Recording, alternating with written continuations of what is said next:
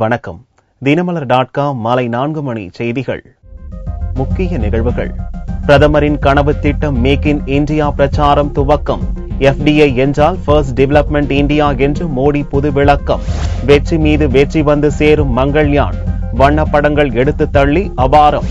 இரண்டாவது முறையாக ரத்தானது பாரதிய ஜனதா தலைவர் அமித்ஷாவின் மகாராஷ்டிர வருகை.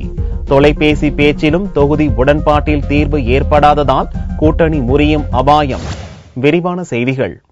இந்தியாவை உற்பத்தி துறையின் மையமாக உருவாக்கும் பிரதமர் மோடியின் கனவு திட்டமான மேக் இன் இந்தியாவுக்கான பிரச்சாரம் டெல்லியில் துவக்கப்பட்டது. இதன் லோகோவை அறிமுகப்படுத்திய மோடி தொழிலதிபர்களுக்கு அழைப்பு விடுத்தார். பிரதமர் மோடி தான் ஆற்றிய முதலாவது சுதந்திர தின உரையில் உலகின் உற்பத்தி மையமாக இந்தியாவை உருவாக்கப் போவதாக சூளுரைத்தார். இந்தியாவை உற்பத்தி மையமாக உருவாக்கும் தனது கனவு திட்டத்துக்கு இந்திய தொழிலதிபர்களின் ஆதரவை திரட்டும் வகையில் மேக் இன் இந்தியா பிரச்சார துவக்க விழா டெல்லி விஞ்ஞான் பவனில் வியாழனன்று நடந்தது. ரிலையன்ஸ் நிறுவன தலைவர் முகேஷ் அம்பானி, டாடா குரூப் தலைவர் சைரஸ் மிஸ்ட்ரி மற்றும் ICICI வங்கி தலைவர் சந்தா கோச்சர், விப்ரோ தலைவர் அசிம் பிரேம்ஜி, ஆதித்யா பிர்லா குரூப் தலைவர் குமார் மங்கலம் பிர்லா உள்ளிட்ட நாட்டின் முன்னணி தொழிலதிபர்கள் 500 பேர் விழாவில் பங்கேற்றனர். விழாவில் பிரதமர் மோடி பேசுகையில், கடந்த 2-3 ஆண்டுகளாக தான் சந்தித்த தொழிலதிபர்கள் எல்லாம் தங்கள் தொழிலை இந்தியாவுக்கு வெளியே கொண்டு செல்ல போவதாக தன்னிடம் கூறியதாக தெரிவித்தார். தொழிலதிபர்கள் நம்பிக்கை இழந்துவிட்டதுதான் இதற்கு காரணம் என்று கூறிய மோடி, நமது நாட்டின் நிலையை மாற்றியாக வேண்டியது மிகவும் அவசியம் என்றும் கூறினார். எந்த தொழிலதிபரும் நாட்டை விட்டு வெளியேற வேண்டியதில்லை என்று கூறிய மோடி, நமது கம்பெனிகள் பன்னாட்டு நிறுவனங்களாக விளங்க வேண்டும் என்ற அவாவையும் வெளிப்படுத்தினார். உலக சந்தைகளை இலக்காக கொள்ளும் இந்திய நிறுவனங்களுக்கு உதவ மத்திய அரசு தயாராக இருப்பதாகவும், இந்தியாவில் வளர்ச்சிக்கான சூழலை உருவாக்க வேண்டியது அவசியம் என்றும் மோடி கூறினார். மேக் இன் இந்தியா என்பது வெறும் ஸ்லோகமோ அல்லது அழைப்போ அல்ல என்றும் கூறிய மோடி, இது நம்முடைய அனைவரின் பொறுப்புணர்வு என்றும் உணர்ச்சி ததும்ப கூறினார். இந்திய உற்பத்தி துறையில் முதலீடு செய்யும் தொழிலதிபர்கள் தங்கள் பணத்தை இழக்க மாட்டார்கள் என்பதற்கு தான் உத்தரவாதம் அளிப்பதாகவும் மோடி கூறினார்.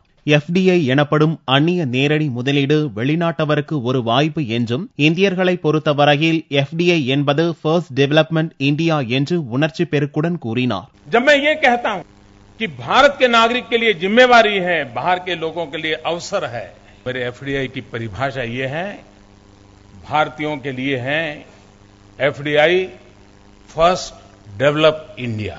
இந்தியாவை வெறும் சந்தையாக மட்டும் பார்க்காதீர்கள் என்று தொழிலதிபர்களுக்கு வேண்டுகோள் விடுத்த மோடி, ஒவ்வொரு குடிமகனிடமும் இருக்கும் ஆற்றலை காண வேண்டும் எனவும் அழைப்பு விடுத்தார். செவ்வாய் கிரகத்துக்கு வெற்றிகரமாக அனுப்பப்பட்ட மங்கள்யான் விண்கலத்துக்கான பாகங்கள் எல்லாம் இந்தியாவில் உருவாக்கப்பட்டவை என்று பெருமிதத்துடன் சுட்டிக்காட்டிய பிரதமர் மோடி, இந்தியர்களின் திறமைக்கு பஞ்சமில்லை என்றும், எனவே வேலைவாய்ப்புகளை அதிக அளவில் உருவாக்க வேண்டும் எனவும் அழைப்பு விடுத்தார்.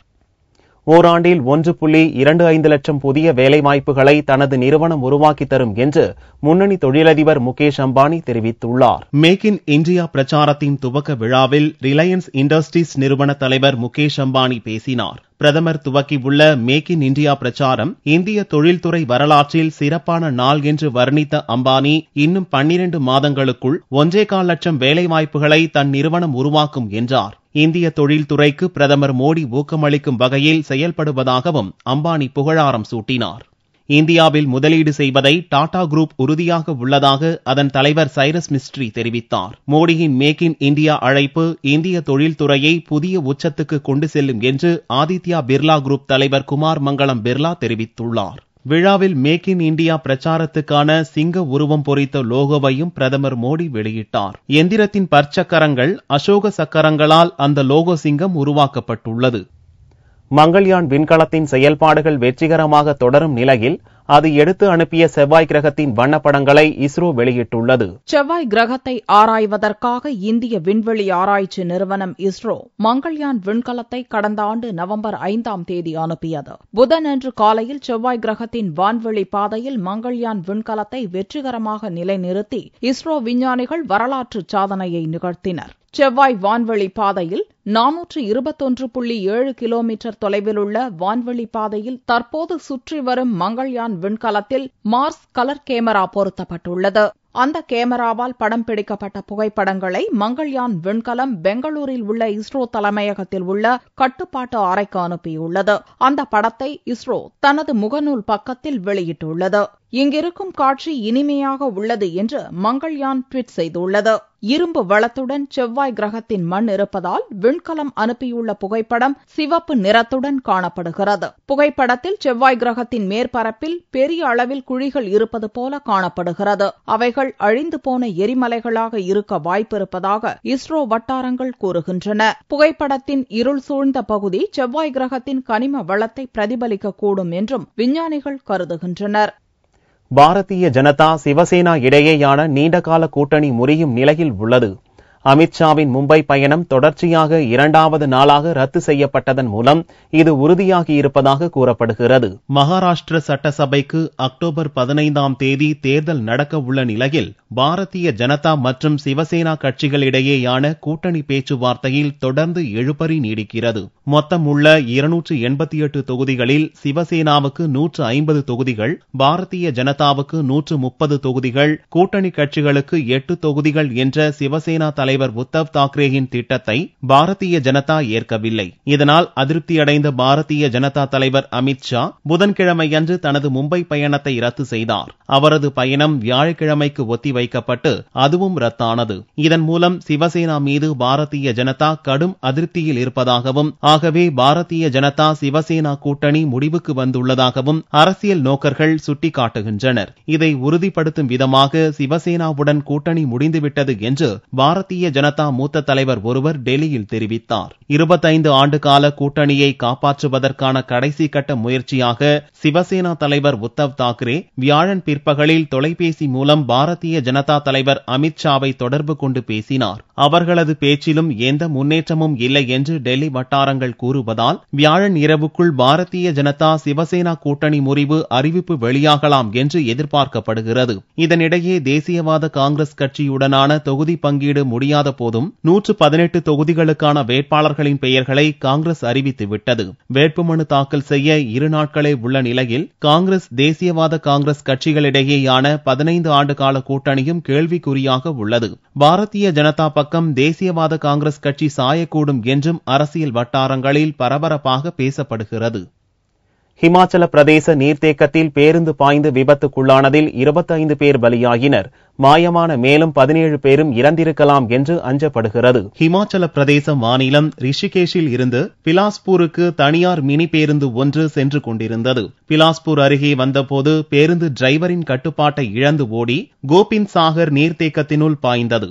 நீரில் மூழ்கிய பேருந்தை போலீசார் மற்றும் தீயணைப்பு துறையினர் கரைக்கு இழுத்தனர். உள்ளூர் மக்கள் உதவியுடன் நீர்த்தேக்கத்தில் நீச்சல் வீரர்கள் மீட்பு பணியில் ஈடுபட்டனர். 15 பயணிகள் காயமுற்ற நிலையில் மீட்கப்பட்டு பிலாஸ்பூர் மருத்துவமனையில் சேர்க்கப்பட்டனர். புதன்கிழமை இரவு வரையில் நீடித்த மீட்பு பணியின் போது 25 சடலங்கள் மீட்கப்பட்டன. மேலும் 17 பேரை காணவில்லை. அவர்கள் உயிருடன் இருக்க வாய்ப்பில்லை என்பதால் பலி எண்ணிக்கை 40ஐ தொட்டுவிடும் என்று போலீசார் அச்சம் தெரிவித்தனர். 40 பேரே செல்லக்கூடிய அந்த பேருந்தில் கிட்டத்தட்ட 60 பேர் பயணித்ததுதான் விபத்துக்கு காரணம் என்று கூறப்படுகிறது. விபத்தில் இறந்தவர்களில் பெரும்பாலானவர்கள் மாணவ மாணவிகள் மற்றும் தொழிலாளர்கள் என்பது குறிப்பிடத்தக்கது. பலியானவர்களின் குடும்பங்களுக்கு பிரதமர் நரேந்திர மோடி, ஹிமாச்சல பிரதேச முதல்வர் வீரபத்ர சிங் ஆழ்ந்த இரங்கலை தெரிவித்துள்ளனர். தங்களது கோரிக்கைகளை மத்திய அரசு செவிமடுக்க மறுத்தாலும் கருப்பு தினம் உணர்வுபூர்வமானது என்று கருணாநிதி தெரிவித்துள்ளார். ஐநா சபையில் இலங்கை அதிபர் ராஜபக்சே பேசுவதற்கு எதிர்ப்பு தெரிவித்து டெசோ தீர்மானத்தின்படி அதன் உறுப்பினர்களும் திமுகவினரும் வியாழக்கிழமை அன்று கருப்பு தினத்தை அனுசரித்தனர். திமுக தலைவர் கருணாநிதி, பொருளாளர் ஸ்டாலின், மூத்த தலைவர்கள் ஆற்காடு வீராசாமி, TR பாலு, இளங்கோவன் உள்ளிட்டோர் கருப்பு சட்டை அணிந்து தங்களது எதிர்ப்பை தெரிவித்ததோடு தங்களது வீடுகளிலும் கருப்பு கொடி ஏற்றி வைத்திருந்தனர். காலையிலேயே முக்கிய நிர்வாகிகள் கோபாலபுரம் வந்து கருணாநிதியை சந்தித்து பேசினர். அப்போது செய்தியாளர்களை சந்தித்த கருணாநிதி தங்களது வேண்டுகோளை மத்திய மாநில அரசுகள் ஏற்றுக்கொள்ளாவிட்டாலும் உணர்வையும் எழுச்சியையும் கருப்பு தினம் உருவாக்கி உள்ளதாக கூறினார். மத்திய அரசுகளெல்லாம் உணர்கின்ற வகையில் எங்களுடைய எதிர்ப்பையும் மறுப்பையும் தெரிவித்திருக்கிறோம். அதை இன்றுள்ள மத்திய மாநில அரசுகள் செவிமடுக்க மறுத்தாலும் கூட இந்த கருப்பு தினம் உருவாக்கியுள்ள உணர்வையும் எழுச்சியையும் தமிழர் உள்ளவரையிலே மறக்க மாட்டார். அறிவாலயம், அன்பகம் உள்ளிட்ட இடங்களில் கருப்பு கொடி ஏற்றியதோடு இளைஞர் அணி சார்பில் துண்டு பிரசுரங்களும் விநியோகிக்கப்பட்டன. இலங்கை தமிழர் விவகாரத்தில் மத்திய அரசின் போக்கு ஏமாற்றம் அளிப்பதாகவும் வன்மையாக கண்டிப்பதாகவும் மதிமுக பொதுச் செயலாளர் வைகோ தெரிவித்துள்ளார். ஐநா பொதுக்கூட்டத்தில் இலங்கை அதிபர் ராஜபக்சே வியாழனன்று பேசுவதற்கு தமிழகத்தில் உள்ள பல்வேறு அமைப்புகள் எதிர்ப்பு தெரிவித்துள்ளன. இந்நிலையில் மதிமுக பொதுச் செயலாளர் வைகோ செய்தியாளர்களிடம் பேசிய போது ராஜபக்சே லட்சக்கணக்கான தமிழர்களை கொன்றுள்ளார் என்றும் இதற்காக அவருக்கு பல்வேறு மனித உரிமை அமைப்புகள் தங்கள் கண்டனத்தை தெரிவித்துள்ளன என்றும் கூறினார். இந்நிலையில் ஐநா சபையில் ராஜபக்சே பேசுவதை தடுப்பதற்கு மத்திய அரசு எவ்விதமான நடவடிக்கையும் எடுக்கவில்லை என்றும் இந்த விவகாரத்தில் மத்திய அரசின் போக்கு ஏமாற்றம் அளிக்கிறது என்றும் கூறி தனது கண்டனத்தை வைகோ தெரிவித்தார். மனித உரிமை ஆணையம் ஐநா மன்றத்தின் சார்பில் பன்னாட்டு நீதி விசாரணைக்கு அறிவிப்பு செய்து அந்த விசாரணை குழுவை நான் இலங்கை மண்ணுக்குள்ளேயே காலெடுத்து வைக்க விடமாட்டேன் என்று திமிரோடும் அகம்பாவத்தோடும் சொல்லி ஐநா மன்றத்தின் முகத்திலேயே கரியை பூச துணிந்த ஒரு மதோன்மத்தனை ஐநா மன்றத்திலேயே இன்றைக்கு உரையாற்ற அழைத்திருப்பது ஐநா மன்றத்தினுடைய நம்பகத்தன்மையையே குழி தோண்டி புதைத்து விட்டது. இந்திய அரசு இதை தடுத்து நிறுத்த முயலாதது மட்டுமல்ல, மேலும் நட்புறவை பாராட்டிக் கொண்டு சிங்கள அரசுக்கு ஆதரவாகவே செயல்படுகின்ற நிலைமை மிகுந்த வேதனை அளிக்கிறது. தமிழர்களுக்கு என்று நீதி கிடைக்கும் என்று தமிழகத்திலே வாழுகிற 7.5 கோடி தமிழர்களும் உலகெங்கும் வாழும் மொத்தம் 10 கோடி தமிழர்களும் நீதி எதிர்பார்த்திருக்கிறோம். நீதி ஒரு நாள் வெல்லும். முன்னதாக சங்கொலி நாளிதழை மதிமுகவின் அதிகாரப்பூர்வ இதழாக மாற்ற எழும்பூர் நீதிமன்றத்திற்கு வைகோ வந்திருந்தார். கடந்த லோக்சபா தேர்தலில் பாரதிய ஜனதா தலைமையிலான கூட்டணியில் வைகோ இணைந்திருந்தார் என்பது குறிப்பிடத்தக்கது. இலங்கை கடற்படையினரால் சேதப்படுத்தப்பட்டு நடுக்கடலில் மூழ்கடித்த தமிழக மீனவர்களின் படகுகளை மீட்க வியாழனன்று ராமேஸ்வரத்திலிருந்து மீட்புக் குழு கடலுக்கு சென்றது. ராமேஸ்வரத்திலிருந்து கடந்த ஜூன் மாதம் 16ஆம் தேதி மீன்பிடிக்க சென்ற எடிசன் என்பவரின் படகை இலங்கை கடற்படை சேதப்படுத்தி நடுக்கடலில் மூழ்கடித்தது. இதேபோன்று கடந்த ஆகஸ்ட் மாதம் 30ஆம் தேதி நடுக்கடலில் மீன்பிடித்துக் கொண்டிருந்த வரப்பிரசாதம் என்பவரின் படகும் சேதப்படுத்தப்பட்டு மூழ்கடிக்கப்பட்டது. இந்த படகுகளை மீட்க மத்திய மாநில அரசுகள் நடவடிக்கை எடுக்க வலியுறுத்தி மீனவர்கள் பல்வேறு போராட்டங்களை நடத்தினர். இந்நிலையில் மூழ்கிய படகுகளை மீட்க இந்திய மற்றும் இலங்கை அரசு மீனவர்களுக்கு அனுமதி அளித்தது. இதைத் தொடர்ந்து வியாழக்கிழமையன்று அதிகாலை கடலோர காவல்படை அதிகாரிகளின் தீவிர சோதனைக்கு பின்னர் விசைப்படகுகள் மற்றும் நாட்டுப் படகில் 47 மீன்பிடி தொழிலாளர்கள், படகு உரிமையாளர்கள் கடலுக்கு சென்றனர். படகுகளை மீட்க இந்திய மற்றும் இலங்கை அரசு அனுமதி அளித்ததற்கு நன்றி தெரிவித்துக் கொள்வதாகவும் சேதமடைந்த படகுகளுக்கு அரசு உரிய நிவாரணம் வழங்க வேண்டும் என்று மீனவர்கள் கோரிக்கை விடுத்தனர். கடந்த 18/2014 அன்று கடல் சென்ற போட்டு இலங்கை கடல் பகுதியில் மூழ்கிட்டு அது இரு நாட்டு அரசாங்க உதவியோட இன்னைக்கு இந்த சால்வேஜ் டீமுக்கு நாங்க போறோம். கடந்த இப்ப போட்டு மூழ்கி 96 நாள் ஆச்சு. ஆனா நாங்க போட்டு எடுத்துட்டு வரும்போது போட்டுல டேமேஜ் நிறைய இருக்கிறதுக்கு வாய்ப்பு இருக்கு. அதனால போட்டு வந்ததுக்கு அப்புறம் அரசாங்கம் சம்பந்தப்பட்ட ஒரு நிவாரணம் கொடுத்தா மட்டும்தான் என்னை போன்ற மீனவர்களுக்கு ஒரு பாதுகாப்பா இருக்கு. அதனால நாங்க படகு எடுத்ததுக்கு அப்புறம் அரசாங்கம் கண்டிப்பா எங்களுக்கு நிவாரணம் கொடுக்கணும். மூழ்கிய படகுகளை மீட்க செல்லும் மீனவ தொழிலாளர்களை சர்வதேச கடல் எல்லை வரை இந்திய கடலோர காவல்படை அதிகாரிகள் பாதுகாப்புடன் அழைத்து செல்கின்றனர். படகுகள் மீட்கப்பட்டதும் அவர்கள் உடனடியாக கரைக்கு அழைத்து வரப்பட உள்ளனர்.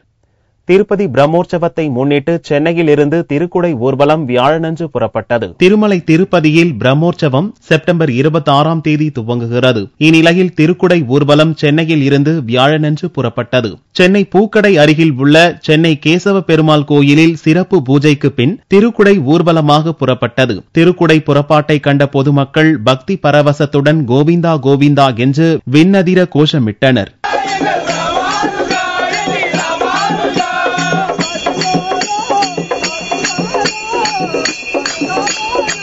திருப்பதி கூட இங்க வருஷம் இங்க இருந்து கிளம்பி போகுது. அது கூட எல்லா பக்தர்களும் திருப்பதிக்கு போய் நடப்பாதையா நடந்து திருப்பதிக்கு போறாங்க. அதனால அது நானும் கலந்துக்கிறதுல ரொம்ப சந்தோஷப்படுறேன். நண்பகல் தொடங்கிய திருக்குடை ஊர்வலம் மாலை 4 மணி அளவில் கவுனி தாண்டியது. பெரம்பூர், வெள்ளிவாக்கம், அம்பத்தூர், ஆவடி, திருநின்றவூர், திருவள்ளூர், திருப்பாச்சூர் வழியாக செப்டம்பர் 29ஆம் தேதி திருப்பதி சென்றடைகிறது. தங்கத்தின் விலை வியாழக்கிழமையன்று சவரனுக்கு 88 ரூபாய் குறைந்திருந்தது. ஒரு சவரன் தங்கம் 20,120 ரூபாய்க்கு விற்பனையானது. 1 கிராம் ஆபரண தங்கம் 2,515 ரூபாயாக இருந்தது. வெள்ளி கிராமுக்கு 10 காசுகள் குறைந்து 1 கிராம் 41 ரூபாய் 50 காசுகளுக்கு விற்பனையானது. பார்வெள்ளியின் விலை 38,795 ரூபாயாக இருந்தது. உலக புகழ்பெற்ற தஞ்சை பெரிய கோவிலில் நவராத்திரி கலைவிழா சிறப்பாக துவங்கியது. உலக பிரசித்தி பெற்ற தஞ்சை பெரிய கோவிலில் நடக்கும் விழாக்களில் நவராத்திரி திருவிழா முக்கிய விழாவாக கொண்டாடப்படுகிறது. 9 நாட்கள் நடக்கும் விழாவில் அம்மனுக்கு தினமும் விதவிதமான அலங்காரங்கள் செய்யப்பட்டு சிறப்பு பூஜைகள் நடத்தப்படும். இந்த ஆண்டு நவராத்திரி கலைவிழா புதன்கிழமையன்று மாலை கோலாகலமாக துவங்கியது. பிரகன் நாயகி அம்மனுக்கு முதல் நாளில் மனோன்மணி அலங்காரம் செய்யப்பட்டு பூஜைகள் நடத்தி தீபாராதனை காட்டப்பட்டது. தஞ்சை தென்னக பண்பாட்டு மையம் சார்பில் நந்தி மண்டபத்தில் பெங்களூரைச் சேர்ந்த ஸ்வேதா லட்சுமணன் குழுவினரின் பரதநாட்டிய நிகழ்ச்சி நடந்தது. தஞ்சாவூர் பிக் டெம்பிள்ல நவராத்திரி ஃபர்ஸ்ட் டே ஃபெஸ்டிவல் பண்றதுக்கு ரொம்ப சந்தோஷம், ரொம்ப அதிருஷ்டம் இந்த நாங்கள் நினைச்சிருக்காங்க. இந்த ஆப்பர்ச்சுனிட்டி இங்க வந்து பண்றது எங்கள புண்ணியம்.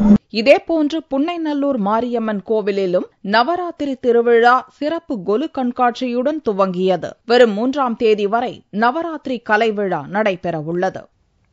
மீண்டும் செய்திகள் இந்திய நேரப்படி இரவு 8 மணிக்கு. வணக்கம்.